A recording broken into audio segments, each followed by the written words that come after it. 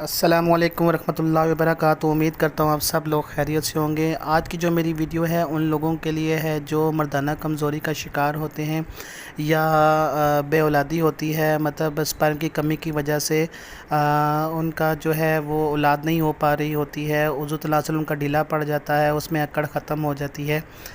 اور جو ہمارے نیولی جنریشن ہوتی ہے اپنی غلط کاریوں کی وجہ سے وہ اپنا نسوانی حسن کھو بیٹھتے ہیں۔ یہ خاص کر ان لوگوں کے لیے ہوتی ہے۔